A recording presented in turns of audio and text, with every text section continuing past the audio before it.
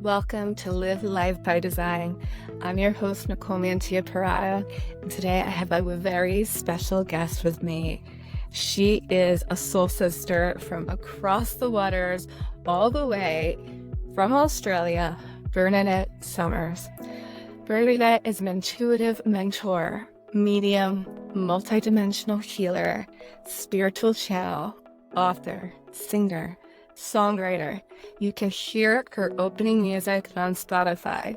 How lucky am I that I've had 2 Spotify artists on in the beginning of my podcast. Bernadette is also a physiotherapist, meditation teacher, and most importantly, a mother to 4 beautiful children. And I think that needs a round of applause because motherhood is one of the most courageous journeys in my book. She is also the middle child of 7 children in an extremely loving, fun family. Bernadette published her first book, Yolk, A Guide to Connection in This Life and Beyond, in 2019, which just follows suit from the last podcast. And her second book, Beat, How to Hear the Music of Your Heart, in 2022. Bernadette's main focus and message is one of connection, and she helps her readers to understand how departed loved ones remain close in spirit. She has been working in the field of mind, body, soul balance, and wellness for over 30 years. Her focus on the mind-body connection helps her clients live a more balanced life. I am getting all the feels just saying this. I hope you guys are feeling the power in this woman. Her background as a physiotherapist gave her the foundations to understand the body and her channeling abilities. Help her to assist clients come back to an emotional place of balance. I see Bernadette as one of the leading pioneers in bridging sound, writing, and star medicine as a way to connect people to their true essence, their authentic power. As Bernadette would say, their yokes. This woman embodies an exquisite divine mother energy that will help you ground into your power and navigate your spiritual gifts and awakening journey in a practical way. Welcome, Bernadette. Thank you. Love you so much. That's such a beautiful introduction. Thank you. I'm literally having all the feels right now. Guys, as we started this podcast, we both had butterfly cups. And the message of my feedback, I'm getting emotional, is friendship is a gift that lasts. This woman messaged me on Instagram. She watched one of my videos, and then it was voice memo after voice memo after voice memo, and it was a love affair. Like, we just left off from whatever lifetime it came from. And I just want to thank you for being there for me. And it's timeless. It truly is a timeless connection that is beyond words. Yeah, it's so special to me. You know, as a writer, I'm always trying to find the words, but I feel like I can't even find or articulate with the right words what this connection and relationship means to me. I mean, you know, when you introduced me, you say that, you know, I feel like part of my mission here is to teach people about connection in this life and beyond. But this connection in this life, and I think it will continue beyond, is just so precious. It's so, it's just so beautiful to find again a soul sister. To have these conversations and have the same resonance, to hold space for each other, And I think to just ground it all in with laughter and love and friendship, and yeah, it's timeless. It's very, very special to me.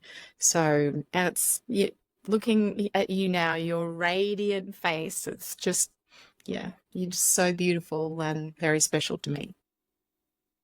So thank you. I'm bootylicious sister.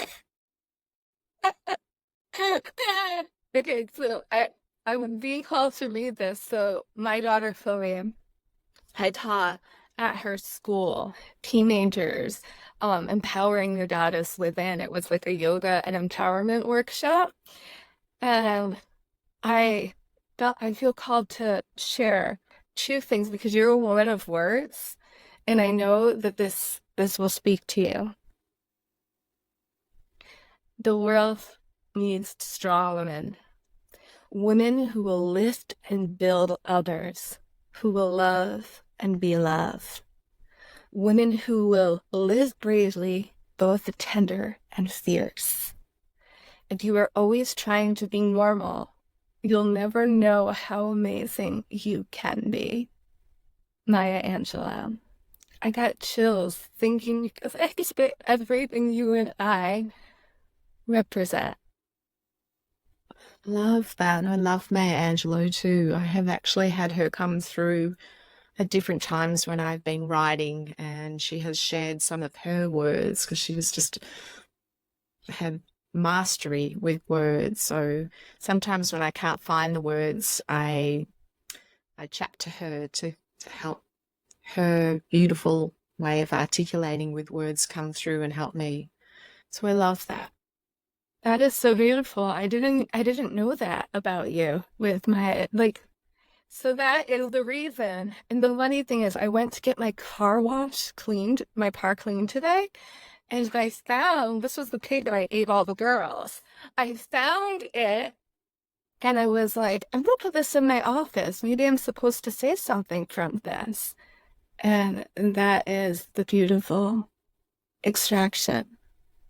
And there's one more thing that I want to read. I just, for all you listeners, I think this is just going to activate you deep into this empowering field, whether you're a woman or a man watching this, about how important it is for you to connect with your soul family and people you resonate with at this time of grief, chaos, and high emotional charges. Like, we need each other more than ever.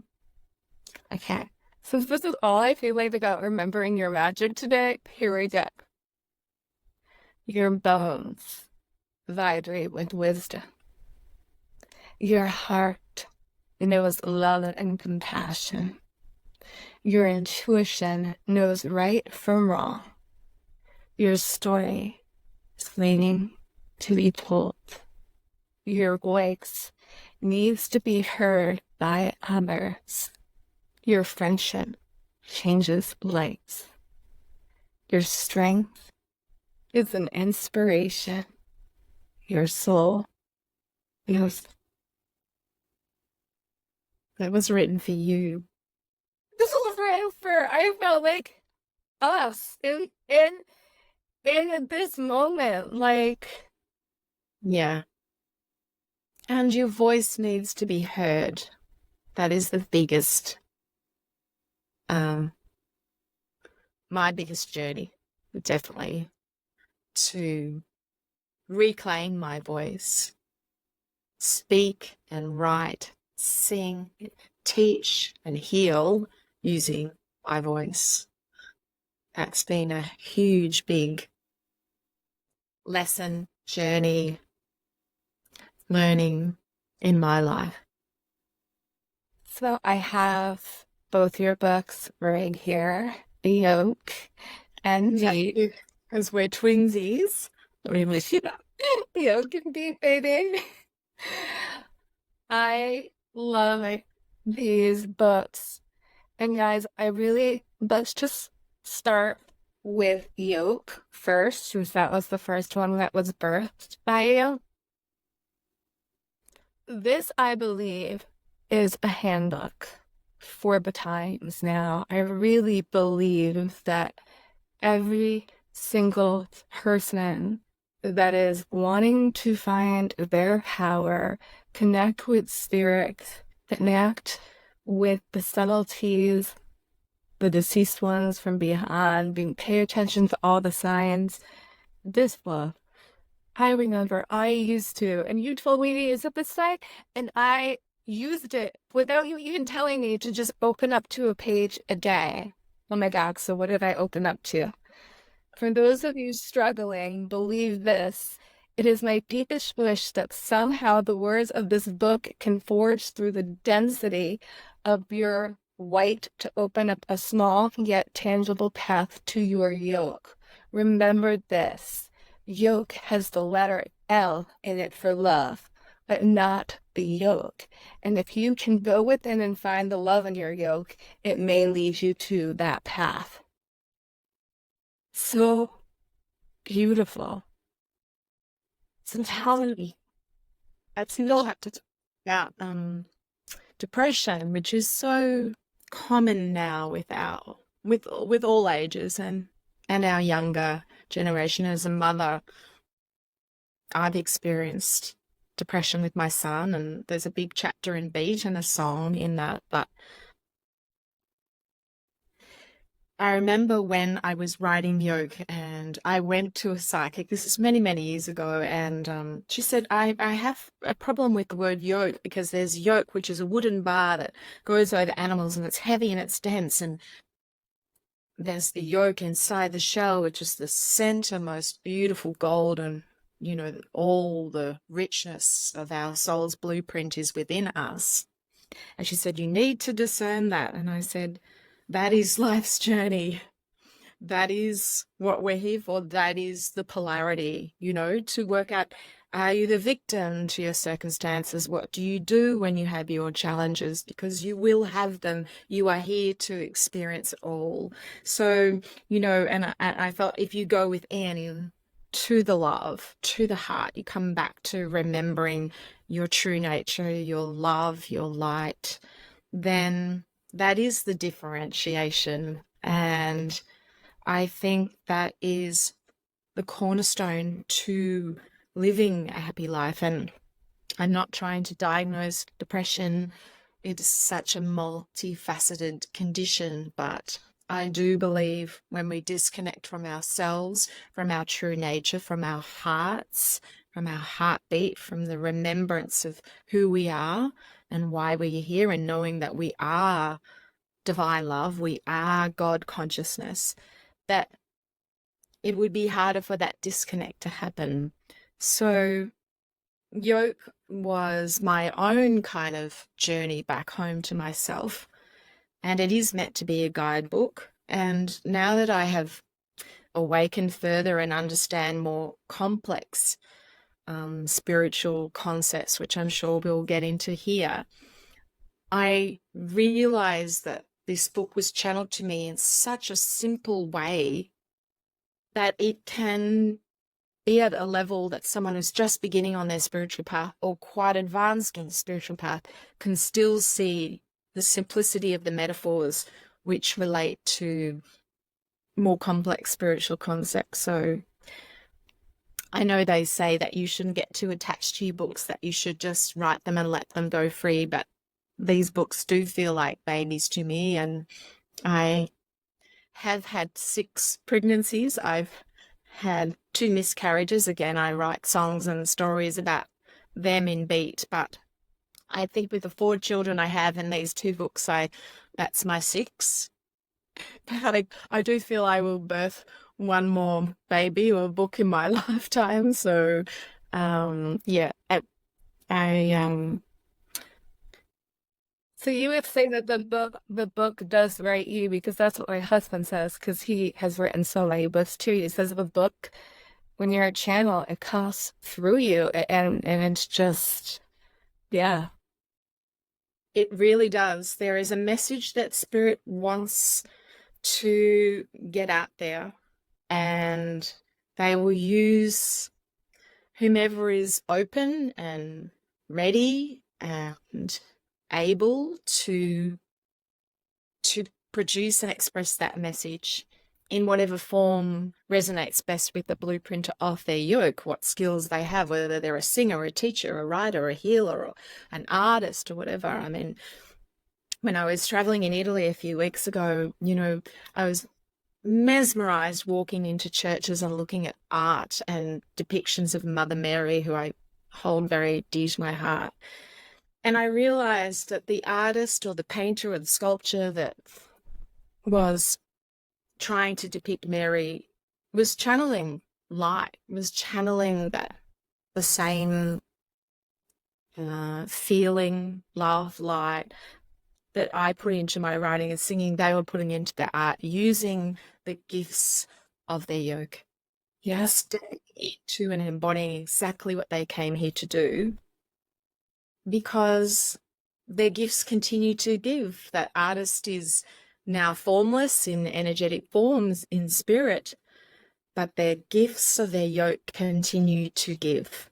And we're so gifted to be able to walk into places like that, which feel like vortexes of the most beautiful divine light and energy, and still experience the gifts of their yoke thousands and thousands of years on. So I think that's what I was trying to get across in yoke, or spirit was trying to get across in yoke through me, that if we can get past the fear of the shell and break through that and come back to our true nature and discover ourselves and what we love to do and what we're gifted to do, and just start, because the fear of someone doing it better, or we're too old, or we're not qualified enough, or we just have to start. To become a writer, you pick up a pen, pick up your pen and get a piece of paper and write something, and you are a writer. You want to become a singer. Open your throat and come from your heart and start. Just start. I think this is such an accomplishment. Writing 2 books is an accomplishment, because a lot of us can write and get a pen and start, but you obviously have the self-discipline and devotion and commitment to follow through, to put this into such an elegant, beautiful form. And when you talk about art, this has that golden energy. But when you were talking about the churches in Italy and Mother Mary, I was feeling so much golden energy, but I believe yoke is filled with golden energy. So how did you to get this into form? That is something to be accomplished. Well, I think it's first you need to start, and it starts with daily small habits. Mm-hmm. So probably about 10 years ago, I was guided to write. My writing was really from a place of trying to process my own emotions. As an empath, I feel deeply. I'm sure there are many listeners that feel deeply. And when you feel deeply, you need to take time to step away and understand yourself and understand what you're feeling. And writing for me was my way of unpacking or processing. So I started writing from that point, and through the process of just a daily simple habit of showing up every day to sit on my bed, light a candle, diffuse some oils and hold a crystal, I'd just open my journal and I would let it come through. And higher guidance started to come through as I connected with my soul and connected through the channel of my heart up to light, and started to hear higher guidance, and then spirit, and then star beings and departed loved ones, and the whole gamut, a council of light. And the information just grew layer upon layer. And before I knew it, I was writing the book. It really just happened in 6 months in written hand form. It was seamless. It flowed. It didn't feel like it was effort.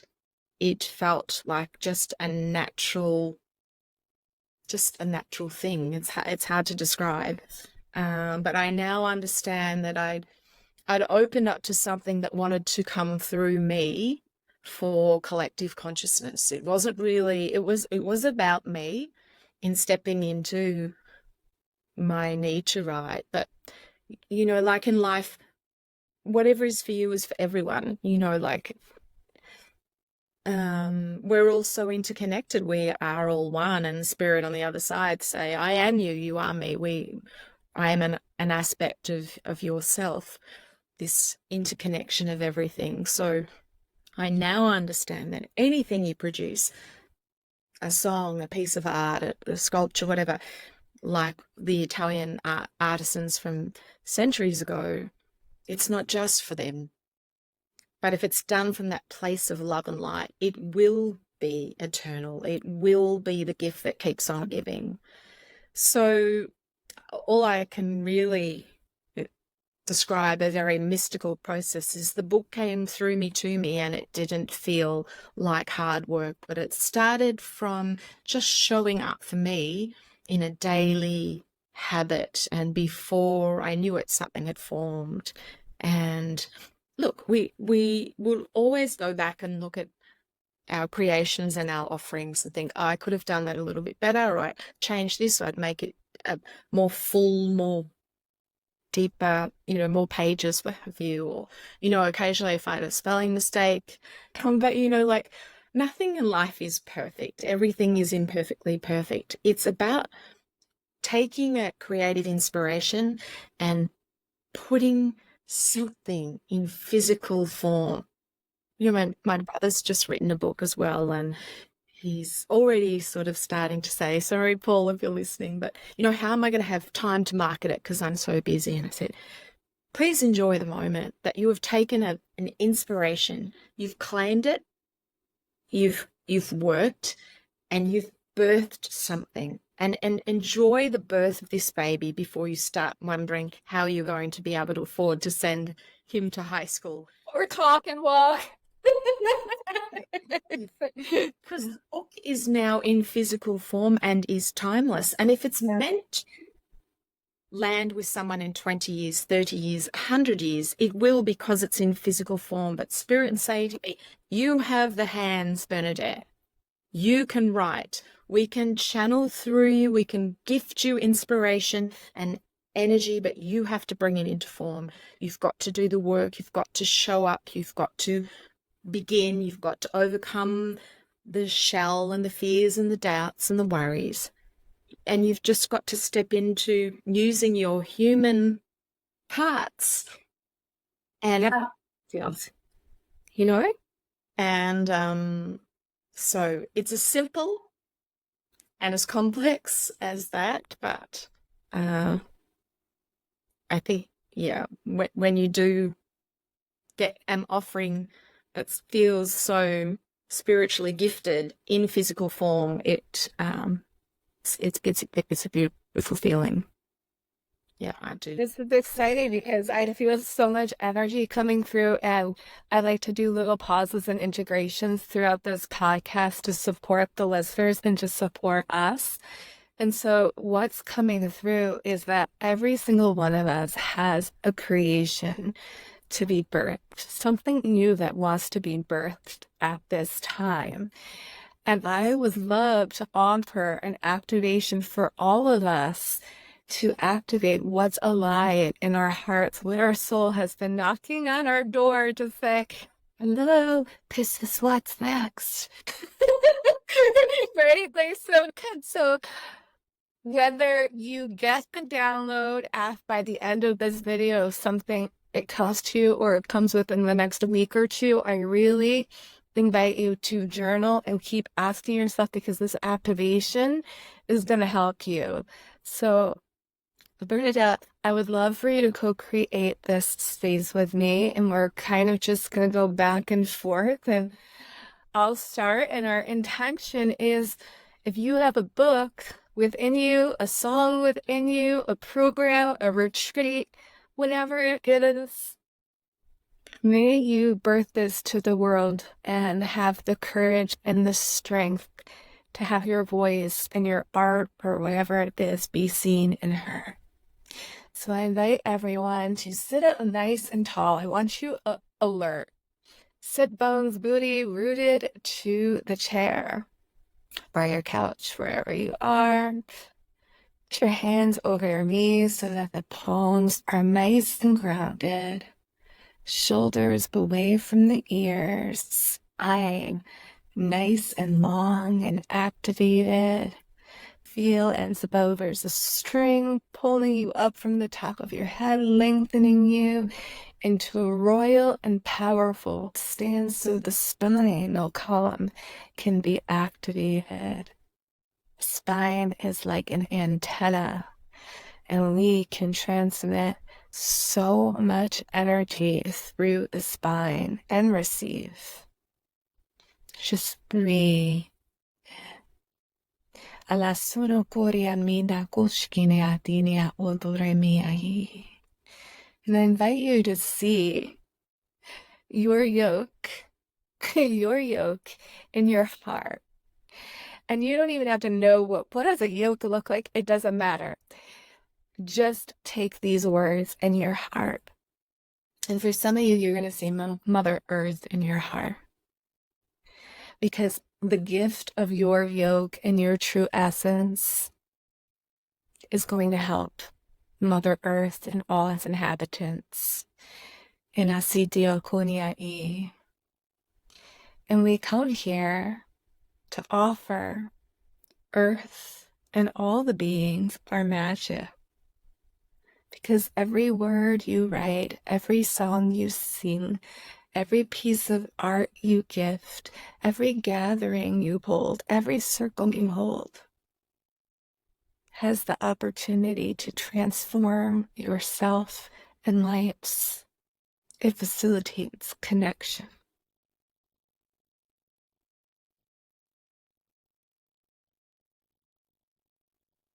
And we're going to just bring in these beautiful cloud-like energies to wipe away the dissonance, the heaviness, these wispy white and silvery pale blue clouds, kind of like the cover of Yolk, just wiping away the veils of illusion,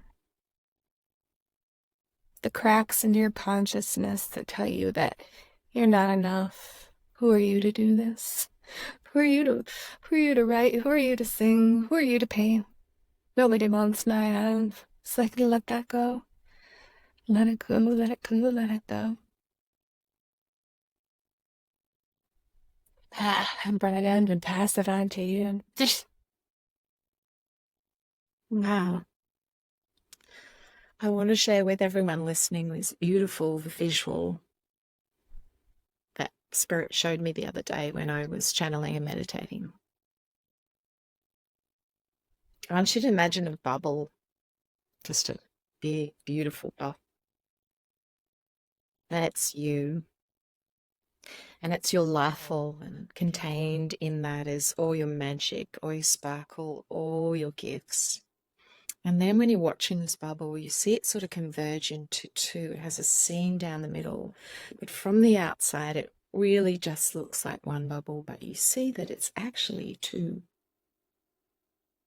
It's actually converged, coexisting in two parts. That is you in spirit. It's hard to see where that fine line is, but you are one with Source. It's part of you. It exists in you, and it's waiting to birth through you. And you can use that, those words, that visual, to inspire you to just step forth and trust this fusion, this union, this convergence of Source and you, Source in you, Source through you. And imagine yourself as that bubble, two parts, Source and you, making a whole. And when you step forward as that, you are in your wholeness. Mind, body, spirit connection is now being activated. Ona Sati Liaku. We're going to clear off some heaviness and resistance around the heart and the throat. Ariai, go ahead and just gently release your head back and open up the heart, the high heart, and the throat. Soften the eyes. Bring in this beautiful light blue and pale pink and gold light. Let it circulate. And feel this vesica places, these two overlapping circles, and in the center is your creation. Creation. And then take that creation, this symbol, this bubble, and place it in your womb. Place it in your womb so that you are impregnated with this creation. This creation now speaks to, through, and from you. And now it will be up to you to nurture it, to water it, to feed it, to tend to it, so you can thrive that. Being Bernadette. Again, I just have this most beautiful vision of the birth of creation, the birth of all of us, the sort of the cell dividing, and that motion of dividing into 2, into 4, into 8, into 16. And that is the beginning of the birth of creation. That is the beginning of the birthing of us. And in those cells is all the golden blueprint of our yolks, it's in our cells. It's intercellular, it's interstellar. You know, we're from the stars. We are made from stars. Micro, macro. So it's happening at a cellular level. It's happening at a stellar level. You birth creation in that moment. I think Nicole and her star magic has just impregnated anyone listening. And so we're going to continue. It's coming in now. Now you activated me too. So this is the back. Here we go. So everyone, I really invite you to close your eyes now. And I want you to picture your brain cells being activated. Close your eyes and let's activate the neural pathways, the neurons, activating the neura in the brain. And we want to formulate neural pathways that support your creation. I can do this. I am a creator. Not even I can, I will do this. I'm a creator. This is aligned with my soul. This is my dharma. I am. So now just feel the cells moving and energy moving, and you might start to feel all these circles overlapping over your body and visualize it. And if you're a weaver, it's okay. You can start to weave anything that needs to be pulled out that is not in alignment with this blueprint of your divine creation, your soul's blueprint. We are activating your soul's blueprint today. This is a gift that Bernadette and I have come because we want you to birth your creations, to share your worth and your life and your light and your lives. And Bernadette and I, this is for us too, because there's a next level creation wanting to come through each and every single person here listening, including thoughts.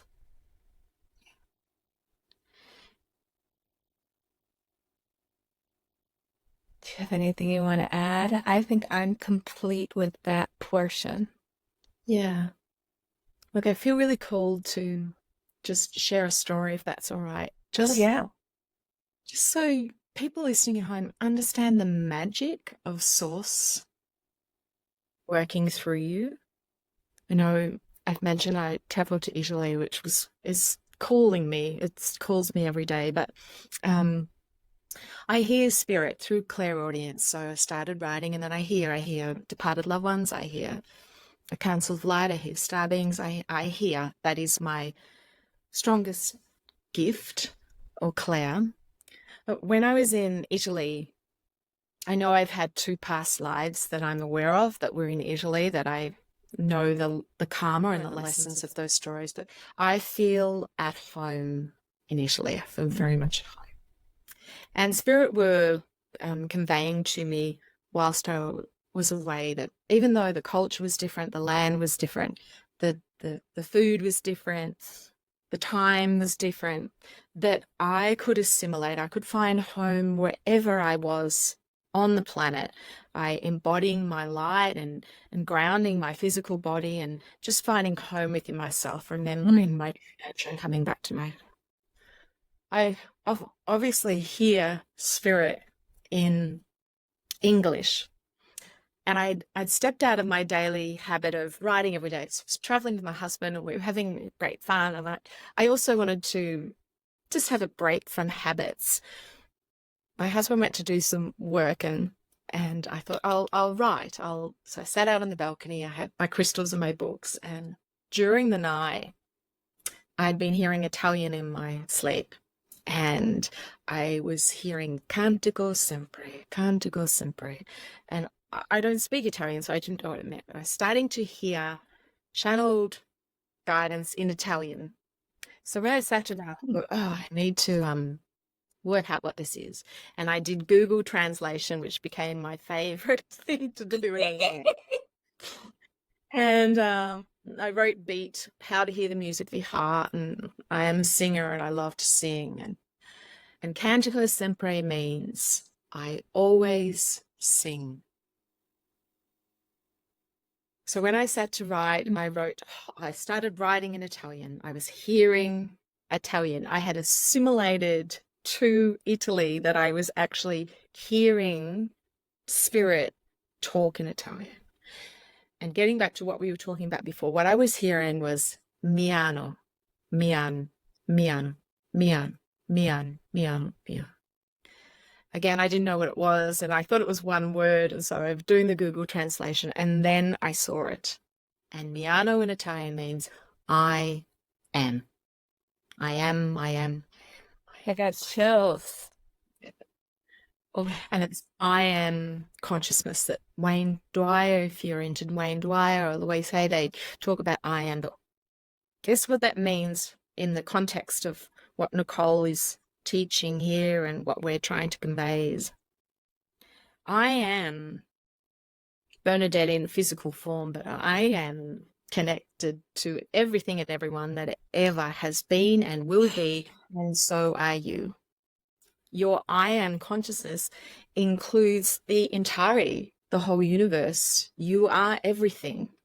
You are source. And from that wholeness and that fullness, you can create, you can birth creation. And in the moment when those, that moment of conception, where cells divide and a new life is formed, it's the beginning of I am. Something is birthed. And so from that place of fullness and expansiveness and wholeness, I am, miano, miano, miano, you can create anything because you're drawing on everything, all of source, the fullness and expansiveness of that. So just to give you a little hint of magic, if I can hear Italian words coming to me in my dream state, in my waking state, as I sit to write, there's such a magical, divine source that guides us all, and it's available to everyone because you are, I am you, you are me, and we are all interconnected. And when we're out of these physical bodies, we will all be one. And we'll all be on the other side trying to get this same message across to all our loved ones that are still in physical. Nicole and I are just trying to do it now. I gotta tell you this because this happened to me, but not in Italian. So right before I was gonna get divorced from my first husband, I was really into yoga. I was doing yoga practices and whatnot. And I kept hearing Om Gam Ganapadaye Namaha. Like, and the yoga that I was doing was not changing yoga. When I first got into yoga, it was like hot yoga. It's more of like physical workout yoga. Right? So I'm like cheering it. And I am like seeing images. I'm having all these things. And I'm getting all these different chants coming, but the Om Gam Ganapadaye Namaha. And I'm like, is this real? What the frig is this? So I Googled it too. And then I see the image of Ganesha, which is the elephant. And I'm like, oh my gosh, this is real. And it was about, it's a mantra to remove obstacles out of your life. When one door closes, you're walking through another door. So that happened to me, and it happens to me constantly with Sanskrit mantras. So, like, I know that's part of my past lives. You know, I just started another mantra. Mantras are a really big thing in my life, but they're gifted to me from spirit. And that's just kind of crazy because then I'm like, okay, I write it down. I'm like, wait, this is a real thing. So, like, that has been my experience. And we share this with you guys to know that, like, you can connect and plug into anything to advance your life if you're open. But the key is to discern, right? We want to discern. So I want to bring this back to you because being a medium, when did those abilities start for you? Because I'm looking at so many stories in Yolk. Surprise, if you were to purchase Yolk, you're going to see all Bernadette's story. Well, not all of them, she's so many more, but the ones that lead it into this book are so sweet and so precious and really inspiring. So, at what age did it start and how did you handle it? Because I was scared of it when it started for me. Yeah. Um, I didn't have the abilities when I was younger, although I was very empathic and sensitive and quiet and absorbing a lot that was going on around me. I don't think I would have been able to manage it. I had some life lessons to work through and find my self-worth and had, different obstacles. For me, and Spirit has explained this to me to help me to understand, my ability to hear spirit came right after I became a mother. Becoming a mother was a very pivotal thing for me. One of my past lives, if I share that here, was an Italian nun who didn't get to have children. And that's why I feel very much an affinity with Italy. But she is an aspect of myself. She still exists in eternal form. And she said to me, I didn't have children, but I am birthing with you. I am birthing through you. So my books and songs and anything that I birth. Ooh, I just feel that. Man, that is like, whoa. Yeah. And that's also a level of really that you had to heal through her. Wow, I can feel that all in my heart right now. Go ahead, continue. That's big. But we go deep, Nicole. No, but and this is good because it's going to help other women and men who are listening to this. So yeah, the bit. So I knew that birthing and being a mother was a really defining part of my life. But once I begun that birthing journey, that other things could birth through me. I understand that so clearly now. The loss of a significant other in our family unit with my father-in-law was probably when really the heightened signs. I'm very much into signs, and I think signs of birds and butterflies and coins and feathers is a really simple, beautiful, not too scary way for people to feel connected to their departed loved ones without feeling freaked out if they're hearing them or seeing them, which is often quite scary to people. The first story in Yolk and very much my father-in-law was the impetus for me to write Yolk. I write about that in the book. But he became the symbol of the magpie, and what he did in our family unit is, and this gift of being able to connect with him brought him back to my husband. And the loss of his father was a crushing, a huge loss for my husband. So it was very special. So I began to have connection through spirit, through signs, and they just became more and more evident. And I'll just quickly say that I was once just folding washing in my laundry, and I was talking to Bill. His name is Bill. I said, look, I know you're coming to now. I know that I'm connecting with departed lovers, but what am I supposed to do with all of this? I think I'm supposed to write a book, and I was a young mum. I only had one child at this point. And I sort of put out a bit of a challenge. I said, okay, if I'm supposed to write a book, I want to see birds now. Birds, give me birds.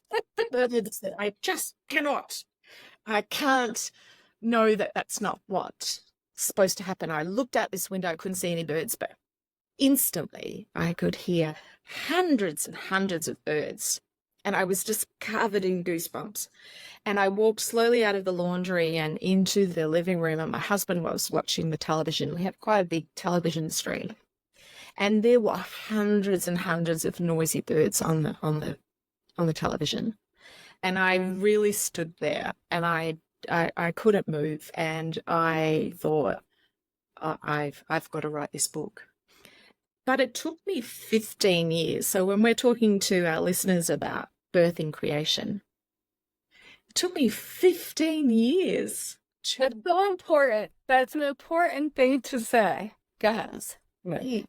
To have the courage to overcome the fear of, people will think you're batshit crazy, excuse my language, to just finally come to that dawning realization that I am, but it wasn't about me. It wasn't about me and my stories. It was helping everyone else connect to their stories, to feel the magic, to feel the connection, and understand that we're all connected.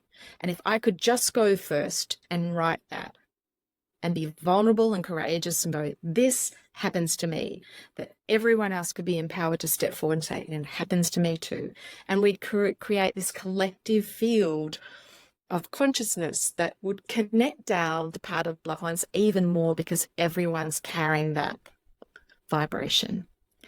But it took a long time and a lot of, mustering up the courage and overcoming the fear and working through all of those densities and lessons. And through that process of writing, spirit just got louder and louder and clearer and clearer. And then I lost my grandmother, and she was 100 and very, very special to me. And, normally, just when you're coming out of the spiritual closet and you're saying that you connect to spirit or connect to loved ones, often the people closest to you are the most resistant. You're like, yeah, prove it. Yeah, because your family know you warts and all. It's like, that's not you. That's not who you are. That's not the Bernadette we know. You've awakened, you've evolved, you've grown, you've changed. No, and often they don't buy it. And I'm sure she won't mind me telling that my sister was very much a non-believer. And I felt like I could talk to some family members about some things and not to others. So I had to be, like we say we're a rainbow. I had to be blue Bernadette when I was talking to that one, and green Bernadette when I was talking to that. I could be funny Bernadette here and spiritual Bernadette here. I felt this, I don't even know what the word is, but I felt like I was compartmentalized. Right. And I had to come to a point to go, no, this is me. I'm the rainbow, I'm all colors, and you are going to get all of me. And if you don't resonate, I'll meet you where you're at, but I can't hide that so you feel more comfortable for me. This is my truth. This is happening to me. And if I can't love and accept it, how can I expect you to? But I had one sister who didn't really get it, and that's fine. We found this common ground, but she was given my Nana's ring after, Nana passed, and it was very special to her, and she'd lost the ring, and she was desperate. She'd looked throughout the house for a week. She couldn't find it anywhere, and she felt like she'd lost a part of Nan. And I was out walking. I had my beautiful music on. I was out in nature, and I was all lushed and loved up, as Marcel would say. And my sister rang me and she said, "Oh, I'm desperate. If you're talking to Nan, can you please ask her where the ring is?" I said, "Oh, if I'm talking to Nan, but do you believe me now?" She said, "Look, I'm desperate." And so I said, "Yep, let's hang up." So I was out. I could just see my beautiful Nan, Ellen, who again is in Yolk and Beat. She features in all the books. And she said, "On the grass, in the weeds." And it was that simple. I said, "Nan, please, this is," I feel like I'm going to get emotional. I said, "This is really important because this will help us. We will bond if we can just do it. I really want her to find it. Can you please help her?" My Nan had this way of speaking where her voice would kind of lift up, and then she'd go, "She'll find it." The bird part. Oh, it was so beautiful. I rang my sister back. This happened in the space of a minute. I rang her back and said, It's on the grass in the weeds." She said, "Oh, okay. Oh, okay. I'll call you back." She ran out into the backyard. She just knew, she was drawn to the middle of the grass of the backyard. There were 3 weeds. She picked up the first, she picked up the second, and under the third, deeply embedded under the third, was my Nana's ring. Wow. This, from go to woe, was 3 minutes. And she rang me back. She was screaming. She was screaming. I was screaming. And that was just a beautiful, magical moment in our whole family. And, Ellen's daughter, which is my mum, it really lifted her spirit too. We were just all embellished in the magic of it all. And it's done wonders for my sister and my bond. We talk about things all the time. Some of her friends have lost their husbands and their children, and they've come to me for mediumship. And it just opened a beautiful doorway of me being able to help. So my Nan was really pivotal in helping me because she's so clear and so close. But yeah, I have words. Yeah, I love it. It's probably the most fulfilling thing of my life, up there with having children and being married and writing books and sorts and things. So my nanny was one who came to me nonstop too. And actually, the first person who ever came to me was my mom's deceased twin sister. My mom's a twin, and I was a little kid. And at this time, we were all sleeping in the master bedroom because it had a window unit for air conditioning. We didn't have central air in the whole house. I was probably like 6 years old. So it was like a hot night. And I was like, "Aunt Nancy, stop tickling me. Stop tickling me." And she was like trying to talk to me and play with me. And it was, a lot of my mom's side of the family moving on for me and when things open. So I always feel like it's the ones that we can trust. And it seems like this for you, it's the family members, the ones that have departed that are close to you, so that you can cultivate, like, I'm not crazy. This is coming through. They tell you things. It's right. It's accurate. And then you start to have the confidence with others when the messages come through you, where it's like you don't hold and swallow it. And now I can't. I have to just I eject it out of me. So when you started, I have a question for you too. So as doing it for other clients, do you get tired?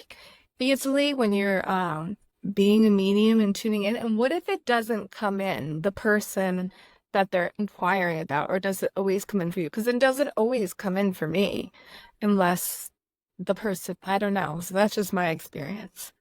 Yeah, look, uh, I do get tired, but I am so incredibly uplifted. I am so just um full of love and light after it.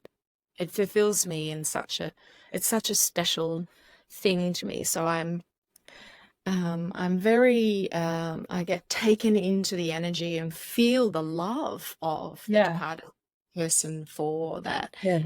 I often laugh, which may seem appropriate because I know that they're grieving, but again, it's the polarity of life. Hey, okay, we're laughing 1 minute, we're bawling, but I get to witness or tune in or tap into the yoke of the person. So what they were like in life, if they were funny or a bit pushy, or like I would say, oh my gosh, your father's so funny, he's showing me this or he's doing that, or oh, your mum's a little bit pushy here, she's saying get her to do this, and it's like I get to meet all these new people, and I'm just so delighted and honored to meet them. So after the reading, I'm very lushed up and loved up, and I feel on cloud nine, to be honest. What I do need to do, though, is because you're lifting your vibration and they're lowering their vibration for us to connect and tune in, I do need to really work a little bit harder to ground my body and stay in perfect balance, which is, I can now see, if I look at my life book and look back, that all the things that I was doing before I became a medium, I was teaching perfect balance classes, fascial release, grounding your body, essential oils, meditation, exercise, walking, all of those things. I rely on them. I need them. I need to come back into my body. I need to be a mum of four. I need to be a wife. I need to a daughter or a sister, right? And so it's that perfect balance of staying grounded. So I don't find it depleting or exhausting if I remember that I'm a still Bernadette in a physical body, having a physical life, experiencing something pretty magical, but I've got to stay grounded in my body. For me personally, there's two things I want to say here. It does always come through for me because I'm not running this show. I make it very clear to people I don't run this show. I'm not persuading you to come to me. They are bringing you to me. It is divinely orchestrated. I do not know. I'm a Virgo, and I would love to know how many clients I would have per week and how my week would look. It doesn't. I have to roll with the punches and go with the flow. So it does come through because it's meant to. It's orchestrated by divine intervention. I love that. But I just really want to say to everyone listening, this is not a special gift. This is not something that Nicole has and I have, and it makes us different or separate to anyone out there. The whole mission of riding the yoke was a roadmap to show you that you can do it too. We're all connected and we all are one. But it is a journey of coming back home to yourself, to the yoke. And it's very clear and it's very simple. The roadmap in yoke, that you come home, love your yoke, express your yoke, cultivate it. And the cultivating techniques are what I do to manage exactly how to stay in perfect balance. We are one. I am you and you are me. And this is something we all have the opportunity to tune into once we know how. It's not something that separates us from you. We are all one. And because of that concept, spiritual concept, that is how we can connect. I just am tuning into the energy of oneness for them to come through. So important when you're saying, I just have a thought, and it's just wanting to really come through, because we're talking about beings and embodying your true essence and loving yourself.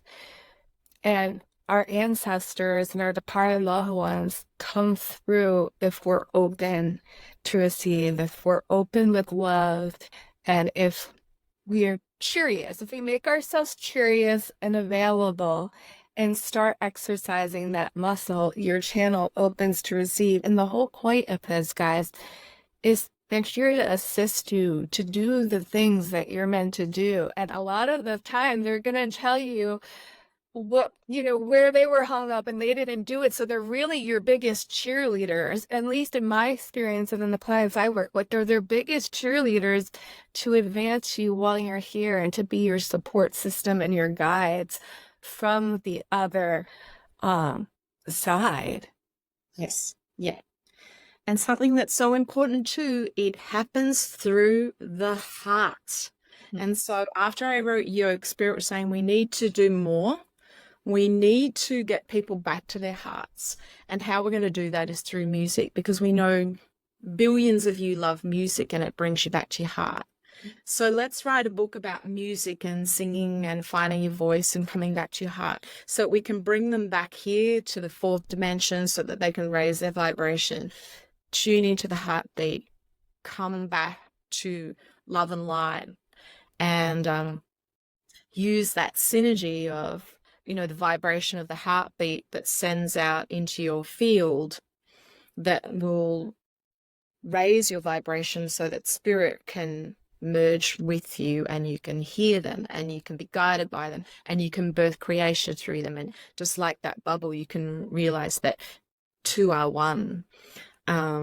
So the signs was the first way, and the yoke and the roadmap of how to come back home and love yourself and learn to express yourself and cultivate it, stay in that vibration. But then spirit very much knew that we needed to do more, and that you're a vibrational healer, that every time I meditate I have music playing. It takes me higher instantly. The second book, Beat, How to Hear the Music of Your Heart, I think people think it's just about music and lovely songs, and it's so much more. And it came after COVID, where the heart was so affected. And people talk about, without getting too political, but, or medical, how COVID affected the heart.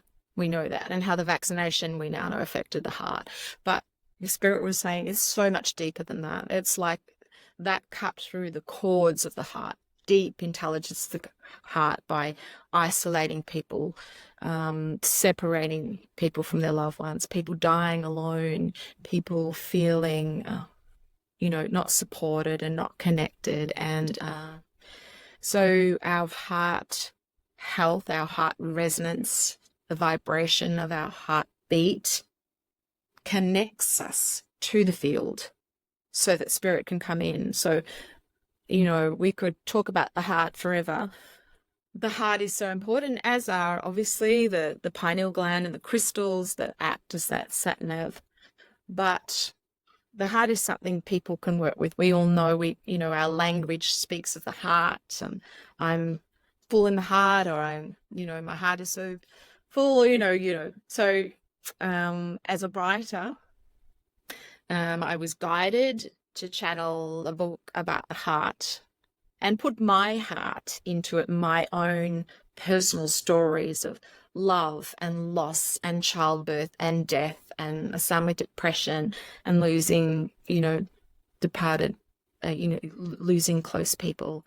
I put my personal heart into Beat so that people could connect to their hearts through our humanity, through our commonality of experiencing all of those harder parts of life. So yeah, the heart is important, is my message. So as you're talking, as soon as we started talking about the Syrians came in, and it's like all this electric blue light around you. And this book, Beat, is literally channeled from the Syrians, your Syrian aspect. which is the music that creates you to the healing and the radiance of the heart and the compassion and the joy in the heart. What I love about this book, guys, is it's so cool. She actually has like the QR codes in here that link to her music, her Spotify music, because she's also, like we said in the beginning, a Spotify artist. And I had the privilege of when I first met her, we used to communicate through songs. We used to like send each other songs and music because that's soul language. It's heart language. The melodies, the voice, all that it's transmitting heart to heart, soul to soul. It helps you heal the layers that are keeping you from being in your true essence. It helps you peel away the grief and the resistance. I feel like this book Beat in itself also speaks to so many ways. There's the songs, regular songs. Like what I opened to was the Christina Aguilera, The Beautiful. And I remember getting Beat and opening to that when I wasn't feeling beautiful. I was feeling like not so comfortable in skin. As women, we go through that as we age. And I remember messaging Bernadette things like, I'm in conflict. I don't want to get Botox in my forehead anymore. Do you remember that I messaged you saying that? And I was like, coming to love myself naturally. And I think that's important because there's some people that are like shameful of, ever injecting themselves with this the spiritual path. I know that's kind of like a side tangent, but I just think it's important because I opened up to this in this time of when I needed that. And once again, I used Beat in the same way. Spirit, what's the message that I need to hear? And then I would just open it and use it. And then there's also her music, which is so healing, which brings me to the way you play the piano, because the way she plays the piano and sings, it's from soul, it's channeled, it's like her Syrian aspect, literally just moving the fingers on the piano and letting it pour out of her being. I want you to speak to that because it's such a natural gift for you. Yeah, well, look, I've never learned to play the piano, and but I Do. like we talked about before, it comes through me to me, and this can come through to anyone. It's just you've just got to be open. I've always loved to sing. I sing in a band. But singing for me was my way of processing my emotion. I didn't realize that. Just as an empath, if something happened to me, I would go to my piano and I would just sit there and a song would come through and I would just press record on my phone. Again, speaking of my nan, I went to visit her and she was at the end of life, and she was 110 days when she died, but her body was failing and she'd had enough, and I just felt such sadness that she couldn't choose the time of her departure. And I came home and I had so much to process, so much grief. I knew that I was losing her. And I sat at my piano and I pressed record on my phone, and a song came through me to me. All the chords, all the words, rhyming, and it was called Go to Sleep. And it was my song of permission to her, saying, it's all right now, it's all right, go to sleep. You've done your time, you've had enough, you can leave. And I bawled my eyes out and I felt better. And then I listened to it again and I thought, wow, that's kind of special. That's really now in physical form to help me. And whenever I'm thinking about Nan, I can listen to that. It would help heal me. But I have lots of these songs on my phone, but again, it was a huge step forward to put that out and put that with the beat. And again, this is the fear and the doubt and the uncertainty that we all have. Your fears and doubts aren't any bigger or smaller than mine. I have them too. Just because I've pushed through them doesn't mean I don't have them every day, every day. So it's a huge thing. But again, I got to this point of realizing it's not about me. If someone else is, needing to say goodbye to a departed loved one, if they listen to Go to Sleep or play it to their departed loved one at their departure time, it will help. And if it helped me, it will help someone else. And that is my intention for all I do. If it helped me, it might help you. I hope it does. And I believe we're connected, so I believe it might. But it will land with whoever it is meant to land with. And that's all I can get my head around in order to find the inspiration and the courage to put it out. So to put out my songs was a big thing because they are very personal, very raw, very real. And, so again, it's like, oh, yes, I've done it. And, when you say I'm a Spotify artist, that feels very foreign to me, that I still, imposter syndrome, I don't really feel like I should be on Spotify. But again, how else can it help and heal if I can't step forward and share it?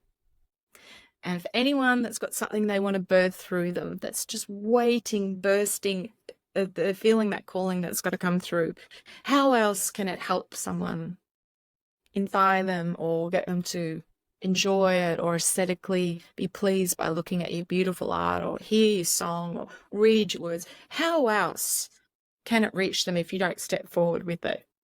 Yeah. I think sorry, you go. No, that I think that these creative processes might go back to the activation of creating and birthing your offerings. They're meant to heal yourself, to show you that you can move past the fear, you can move past the grief. And especially when it comes to singing and sound medicine, it's not just a heart medicine. You have to breathe a certain way, which heals your lungs. And the lungs are like the architecture of our body. And they're, to me, and what I've been shown, they're linked to our soul's blueprint too. And how strong we can build is based on how deep we can breathe and move through that grief and hold our body like the people who are listening aren't going to see this, but we're you're sitting nice and tall. It's that empowering stance versus a deflated, holding lots of grief in the body, not breathing deep with the diaphragm and everything. And so I want to bring this around back to your physiotherapy background. And what you mentioned is that everyone can do this, but it's also important to stay grounded in your body so that you can handle the light when it comes in. And Bernadette and I resonate a lot because we both use movement. We love to dance, we love Pilates. And it's so funny because Pilates is all about the core and the spine. Of course, we're gonna love Pilates, right? And the essential oils and the using our voice to heal ourselves, and Bernadette and the rating. So I want you to share about your background as merging the physiotherapy with the sound and everything else, and how you've healed yourself and helped others come into balance. Yeah, I was taught about the body, but now I realize, I was taught about the body and physiotherapy, but now I realize the body is my teacher. Any little nuance or symptom or feeling or anything in my tissues, in my fascia, in my organs, in my, it's to teach me. It's showing me how to transcend it. And we all have to have a body, right? We have to work with that. We're in physical form. When I worked as a physio, it was so just looking at the isolated problem and fixing someone's neck or mobilizing their spine. And it was not integrative, but I needed the foundation to understand the anatomy of the body.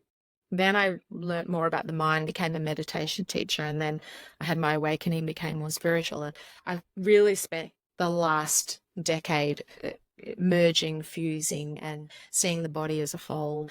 And I'm flabbergasted by healing now. I do Reiki, I do intuitive guidance, and I can tune into the body and what it is trying to message the client. And and I learn from myself. So if I use a personal example, before I went overseas, I had a bit of an issue in my band I'm in a band with 3 men. So I am a bit of the single female. And there was something that felt,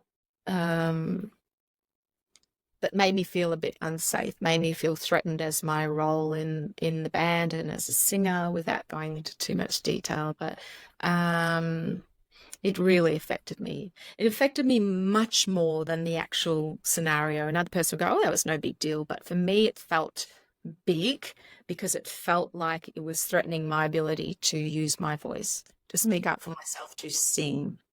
And they say with inflammation that it's often your body has repressed anger, represses. Oh, yeah.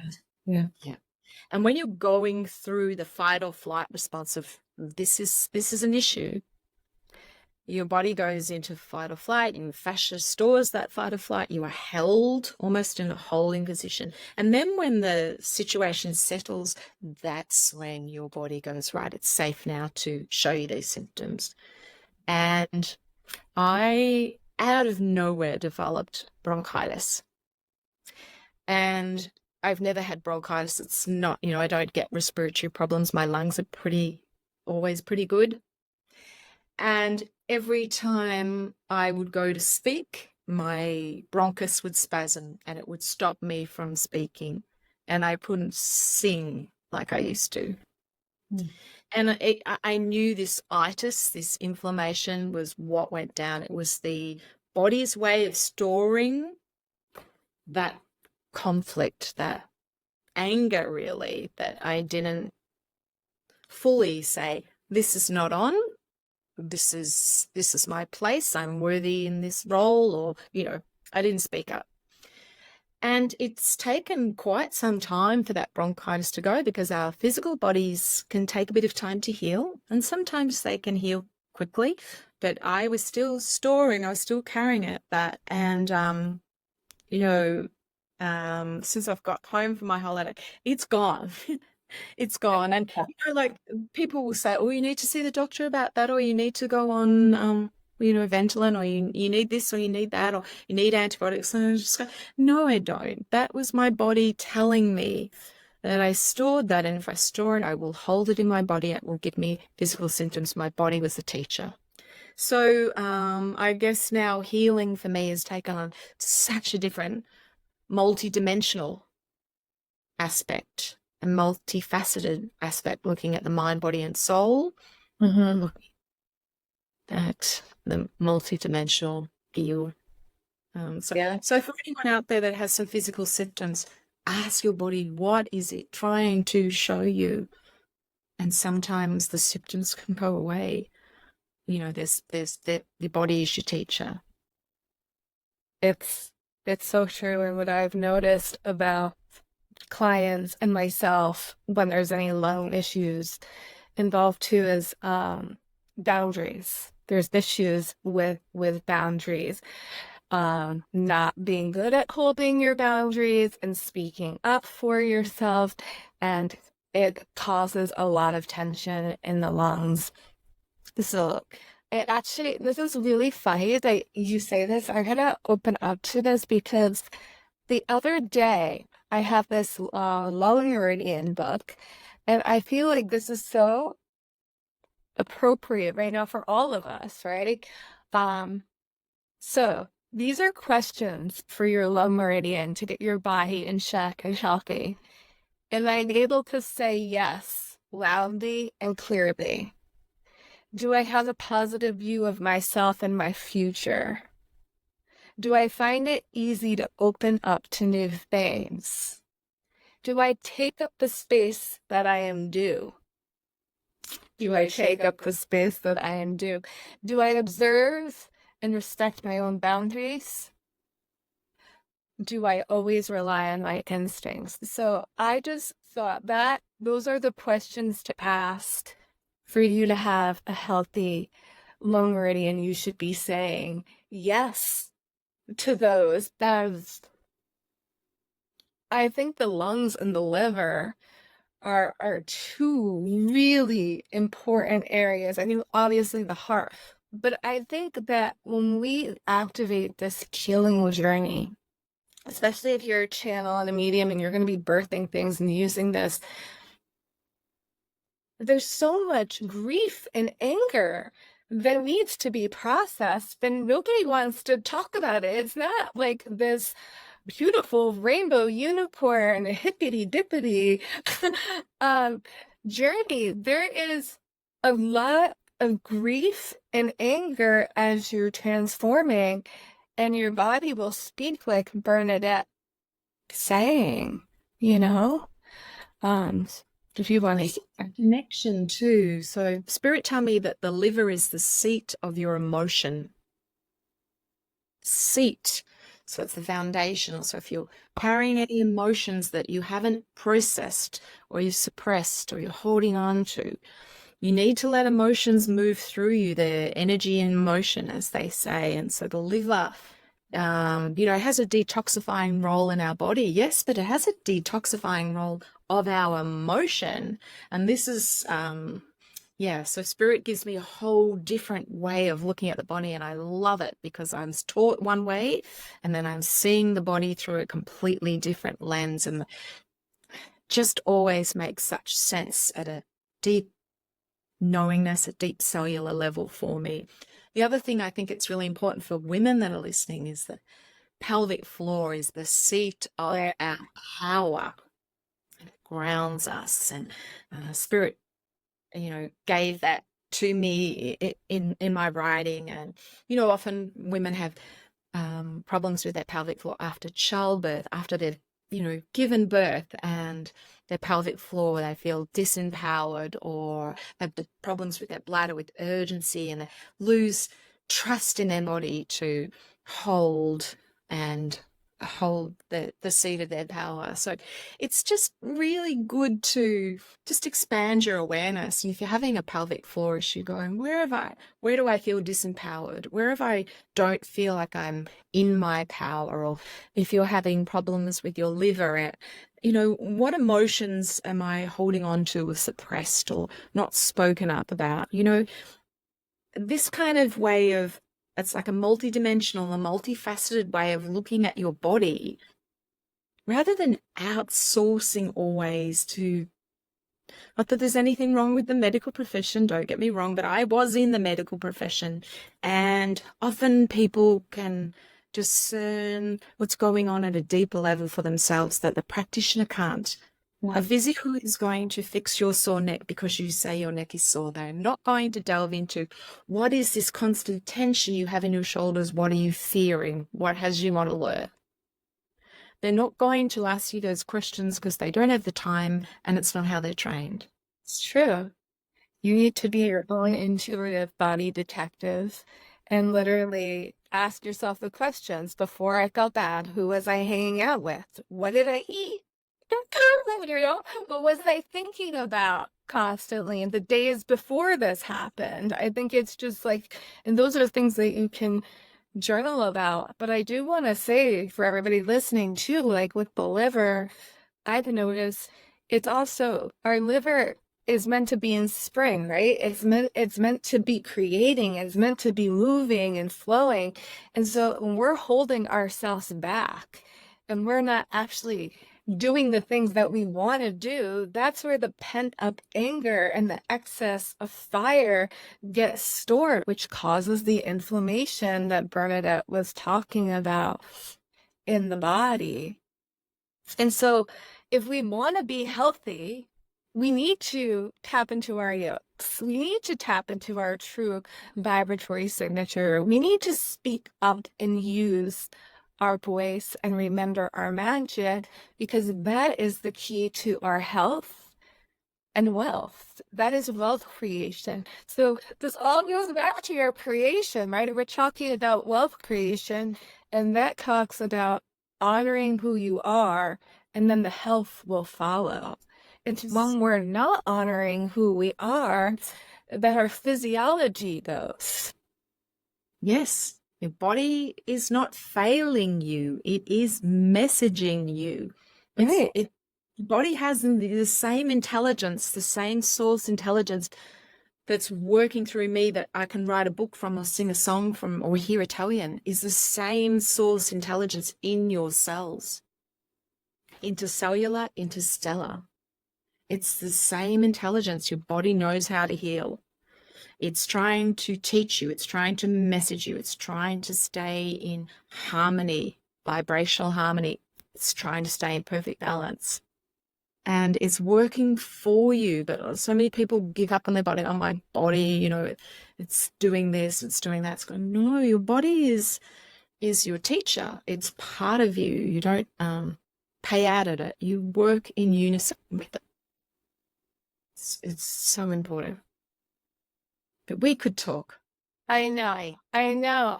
And I think, well, what's coming through and I want to share is that you're really masterful and compassionate.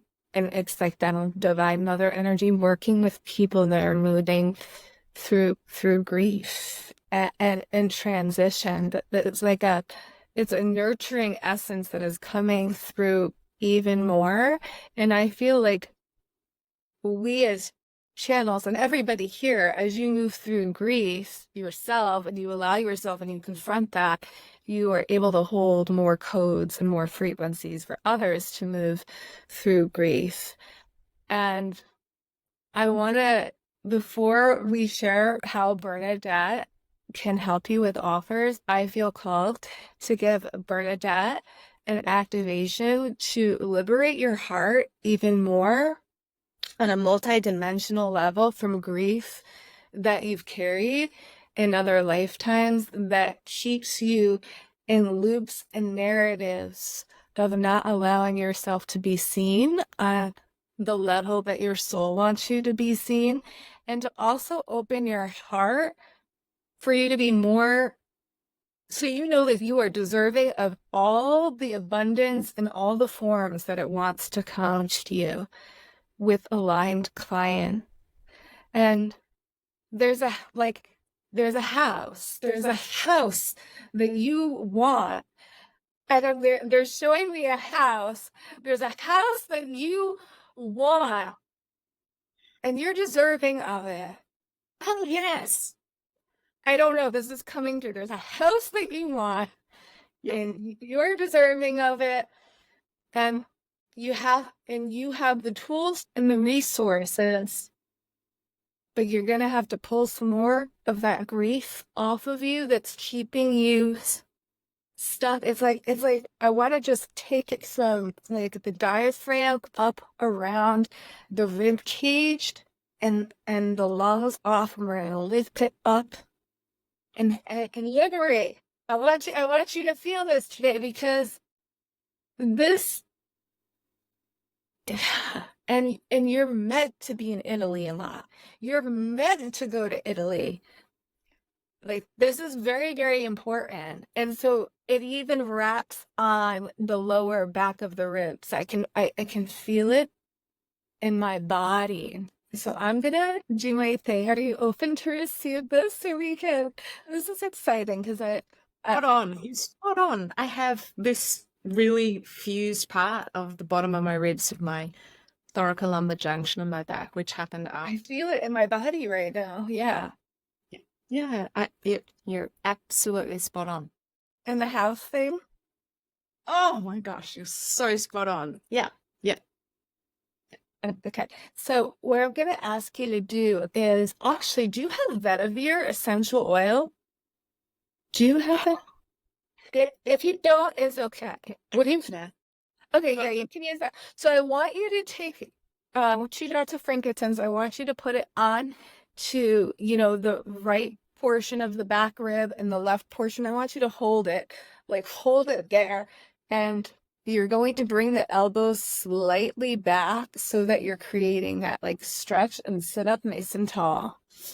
And I want you to breathe in as deep as you can to your belly, and I want you to let out. I know this, you can even mute yourself if you want to, or you can even come back to this, but they want you to let out screams. And you don't have to scream here. I know you can come back to it, but it's sounds. It's guttural sounds to move energy it's clogged. It's clogged, okay? So you're going to want to use your voice to do that. So here you can breathe through it. You can make whatever you feel comfortable with, but this is going to be, maybe you do this in your car later or go drive and you hold this. But I want you to literally release it out. All right, go ahead and count your hands. I'm going to go in there. I'm going to go into it's your left side first. I'm going to go in the back of the left lower rib, and I'm going to just the lower ribs, and I'm on the back, and I'm just going to start working on you. Then your mom is coming. Like, and there's stuff, energy that you're carrying of just whatever. We won't get so into it, but there's stuff with your mom that you've been carrying in your body, and it's not yours to carry, and it's like we gotta chisel away. It's like cement. It's like a thing that is just, it's causing a holding pattern of grief and not enoughness on some level with your mom, and it's big, and it's in your body. So I'm gonna ask you to just bring in the whales, and I want you to just like picture the whales swimming in the ocean. And I say this to you because you are also connected, Sirius, which are whale and dolphin beings, but particularly you were an ancient whale. I see you as an ancient whale. So just come in and let that part be into you, because you're a different type of mother. And that's okay. This needs to be spoken to you. You mother differently and are a different type of mother, and that's okay. And just like, let's wash all of this away. And I want you to feel like this sonic massage. Good. And then we'll just start peeling off, and you can visualize, and if you want to weave or use your own imagination, we're literally peeling off energetic density. So it can look, sometimes people visualize like black tar coming off, but I want you to put electric blue light, because we're working with that Syrian energy. So I want you to bring in that electric blue light to the places that you feel the density in your body, right? And this is releasing stuff around motherlands, and it wants to come off, and it's lifetimes the mother was. Okay, just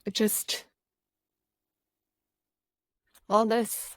And this is part of why the Divine Mother comes to you for healing at this time too, is to liberate past mother wounds. And you get to love and create at a whole new level and choose a whole new life for yourself. And now we're going to add those beautiful pale pink rose petals and your lower back and the back of the ribs, all to soften the energy of forgiveness. And forgiveness now in the heart space and in the lungs and in the collarbones. if anybody that you feel has done you wrong, or just that you have a bad taste in your mouth and in your body, so we want to just pull that off to like unsnap it. It doesn't need to stay here. You remove the accelerator. We're moving forward, and a new life is calling you. A new life is calling you. So let's just cut the cords to some old patterns, connections, and thoughts and beliefs linked to the past. And we're going to bring in this vortex of that creation energy, that creation bubble, because now that we've released some of this, you have to get really clear on these retreats and these travels and this Italy, and all of these luscious things, and living by water and the ocean, and all of this opening up your throat chakra in your heart as you give your permission to let go of the wounds that you've been carrying that were passed down through your mother. Amarea hora, sitia kura, sitia mare itia I. And I'm really going to get in there, and I'm going to start like vortexing with like water. Since your body is mostly made up of water, it's like now I'm working in the wound space, and the belly and the pelvic. All of the front body, the lower front body, we're like really amping up the water. Good, good, good, good, good. Take a deep breath in. Exhale out the mouth. I want your chin to fall towards your chest. Let your head hang. Good. We're going to just bring the divine masculine, the Shiva consciousness into balance. Bring your masculine energy into balance. Clear some overwhelm of the system. And we want to thank Mark. We just want to thank Mark. Like, honestly, that's coming through for being so patient and such a rock. This is really coming through really strong. Thank you, Mark. Like, seriously, a guardian for you.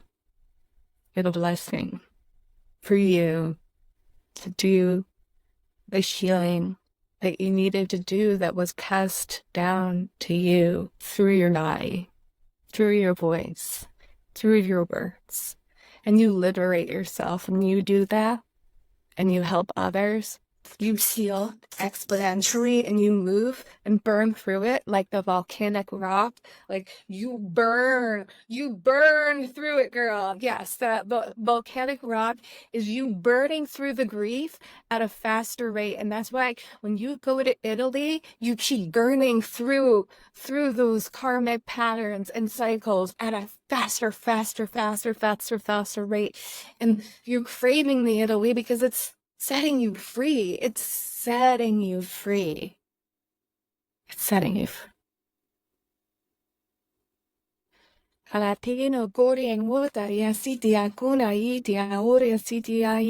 the love of God bless you and your breasts, because the breasts are the sense of nourishment. Bring so much rose petals to the breasts in the shower. You bring in the energy of the whales. May you sing, sister. May you write. May you create. May you get that house. May you be by the water. May you celebrate life. May you release the pain that you've been carrying and support others to transform their lives. You are ready. Go. Guys, if you are watching, you have to book. I do this master. Like, you just got so many things right. I cannot even begin to explain. You know, I have this meditation with the blue whale the whole time. I even wrote about the blue whale in Beat. My next album of songs is going to be called Blue, because I'm all about the 4-letter word. I've already kind of taken it and claimed it, and then I'm just waiting for it to come through. But yes, I want to release a whole nother album of songs. I'm putting it out here now, and it's called Blue. And about the whale. Holy moly. I have a deep knowing of everything you just said. I'm very consciously aware. I'm always working on it. I know the stuff that holds me back. I know the stuff that I have to work through. That was incredible. And I think, again, that felt so personal for me, but for anyone watching too, just realize that it doesn't matter where we are along our journey, we have stuff. We never transcended it. When we transcend it, we're finished. We don't need this physical body anymore. We can go and be departed and energetic light like all our departed ancestors. If we're here in our body, we have stuff. We have a vessel we put it in. We have stuff to move through and work through, not just in this life, multidimensionally in all the lives we've had before. And we're working on those shadows. We're working on those destinies every day. Can I just say this though too? Because I want to normalize thank you for being vulnerable, and I asked the spirit to only allow me to do what would serve the highest good of all involved. And I want to say that, and this is speaking right now to everyone, a lot of people are carrying unconscious mother wounds that are stopping them from living in their gifts and finding their true essence. And it comes down from, and it's not our mother's fault. It's not like you can have the best mother, but it's the generations of trauma that comes passed down to us when we're in the womb of our mother, and when our mother was in the womb of her mother, and her mother was in the womb of her mother, and it passes down. So I just want to say, this is not like, oh, anybody's mother did something bad. Like, your mother can be the kindest, loving, well, first of all, we all have shit on and off with our mothers. I mean, I love my mother dearly, but we go through things in life. Everybody goes through things in life, right? So if you listen to this, you too received. And sometimes, guys, we can't think our way through everything and process it. We need the energetic clearings like this. And that's what is a catalyst, is like, we can know stuff and be like, yeah, but sometimes there's somebody who has a craft that can literally energetically help you excavate and chisel some stuff out at a faster rate. So I just want to speak to that and normalize this. And first of all, I don't know any healer that feels, I think we're all healers, first of all. We're all healers. We all have the power to heal ourselves. But I just want to normalize that the resistance is sometimes it's just as strong as the momentum. So when you hit momentum and you're like, I'm doing it, then all of a sudden it's like, where all the stuff comes up to see if, are you really doing it? I pray. So, yeah. And that's where I want to introduce Bernadette's work now, because she has a bunch of offerings. She's not just having her music and her books to support you. So if you, let's just say, times are tough, you want to start moving through things, buy the books, read the books, listen to her stuff on Spotify. But other than that, she's got next level mentorships and sessions.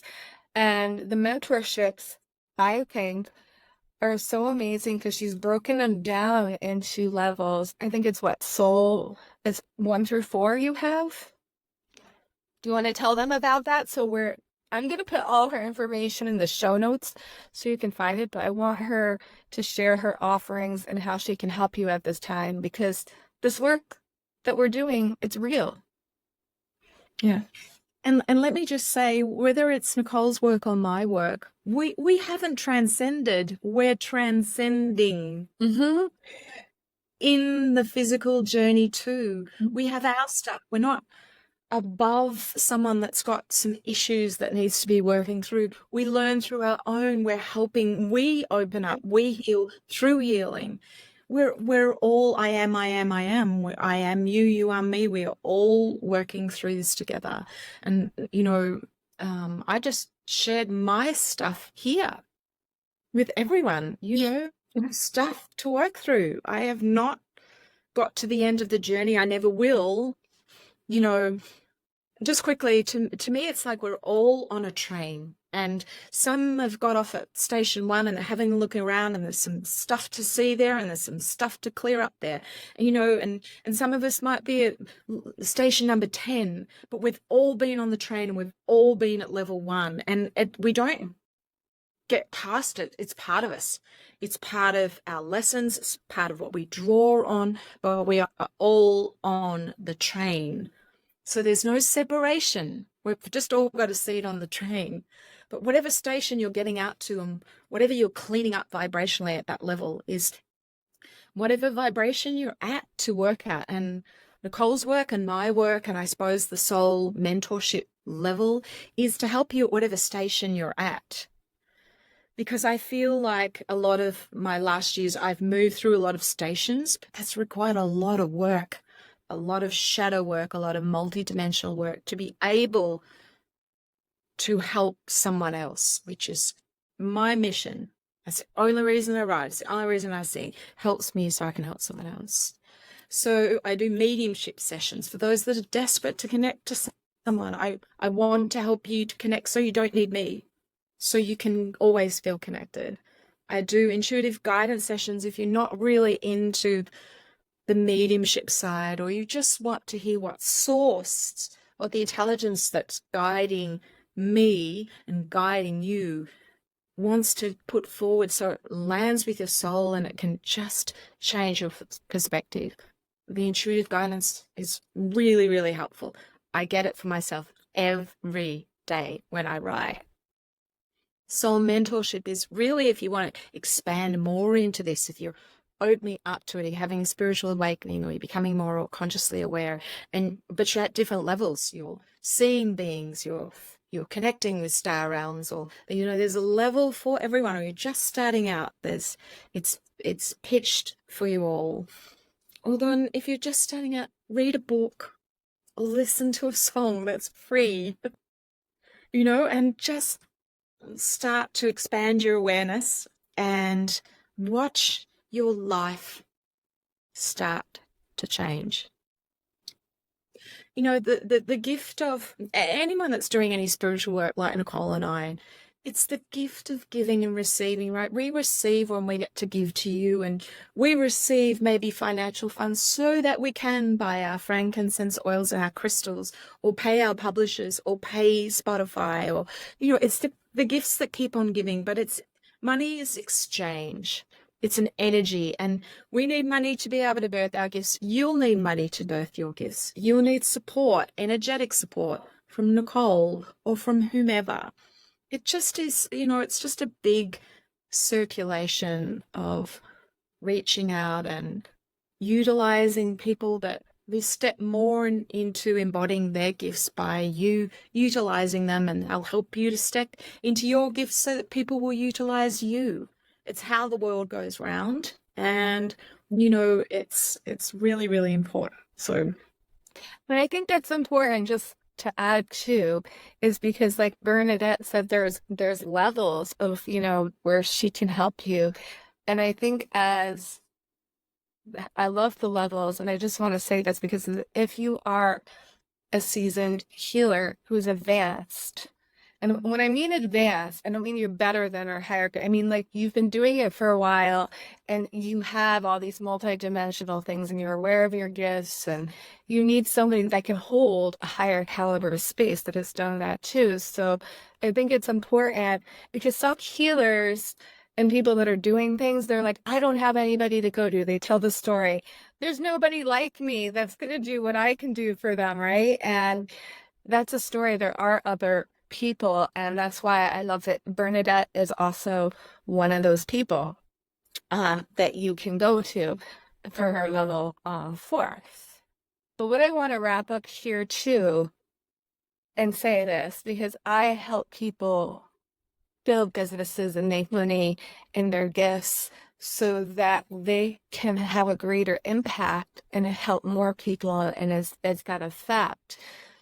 And your gifts were given to you so that you could receive and create the best life. And it's not spiritual to receive money and make money and to live in your gifts, because when our cups are filled, okay, say Bernadette, all that she does, she starts holding retreats, she's building her business, her mentorships, all of this, is she can be like, honey, I now have this money to put towards the house. We can get this faster. We can do, or whatever it is, paying for weddings or whatnot, whatever it decides to be. It's an exchange that fills her cup, knowing that she gave and you can give back. So those of you who have a hard time charging or earning, or maybe you're even working full time and you haven't even started asking for what you want to pass for your craft because you're doing it on the side, there are ways to do it. I left my full-time job as a microbiologist to do what I'm doing, and it is possible. Is it hard? Is being an entrepreneur one of the hardest things? Yes. You have to look at your inner demons every single day. You have to look at your self-worth. You are challenged to do the inner work. But I just wanted to say that because I think it's so important that if you want to be paid in your gifts, right, then you should be that energy exchange, or you should be giving. So it's so important because that's why we see so many people thinking, oh, people doing this, they must all be poor or starving. Where the people that are charging a lot and making a lot of money, the scam artists. And there are scam artists. There are some scam artists. Yeah. But we're not. Energetic blocks around money, and that's where you can help them with their business to energetically clear those unconscious blocks about how they feel about money, whether they're worthy of receiving, whether being spiritual means that they shouldn't receive. That's the shadow work, and that's where someone like you could really help someone if they're beginning to put themselves forward. Into the blueprint of their yolk and bring those gifts forward, expressing their yolk. So, we all need each other. Exactly. We need to receive. We all need each other. That's how the energy of the world goes round. And I need you, and I'm very grateful for that beautiful healing that you just do upbeat.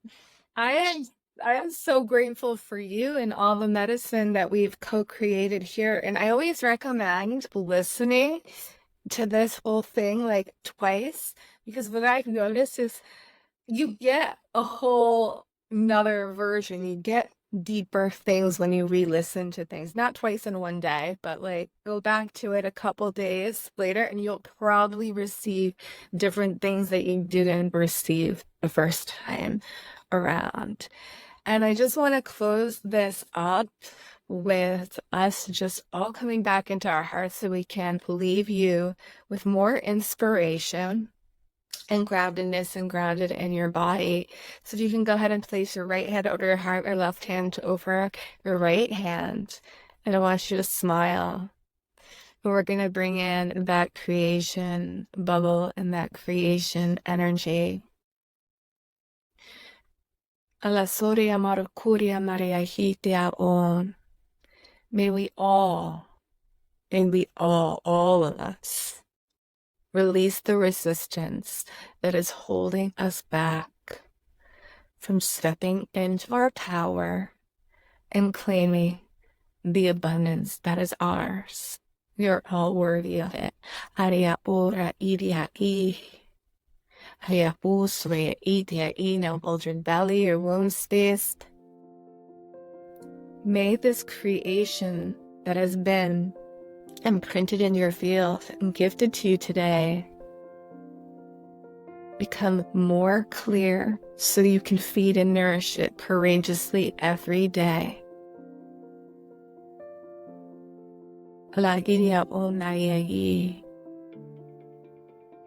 And some of you are already ready to birth it, and I want you to see yourself birthing this beautiful thing and holding it, and literally, maybe it looks like a child right now, loving it and holding it in your arms, and just knowing it is only a matter of time. Only a matter. We are creators. I just kept hearing this was the creation portal. But maybe that's the name of the podcast. We make it the creation portal. Creation portal. I love that. The creation portal.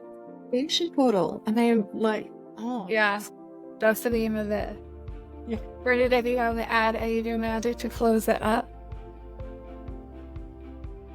I just go forth, like I'm the fourth child in my family, and 4 is my number, and spirit always said to me, just go forth. Go forth. It doesn't mean number 4, it just means go forth. Take a step. You don't need to know, just go. So maybe we all hold each other accountable in this now. If you're listening to this podcast, to write down what your next step is and do it. Just do it. Just do it. Just do it. Thank you so much for being here. I'll have all the links in the show notes and where you can find me, where you can find Bernadette. And it was such an honor. Thank you so much. That was one of the most fun 2 hours of my life. Thank you. That was awesome. I hope you loved it. That was insane. That was insane. But, oh my God, that healing you did on me was like oh my gosh.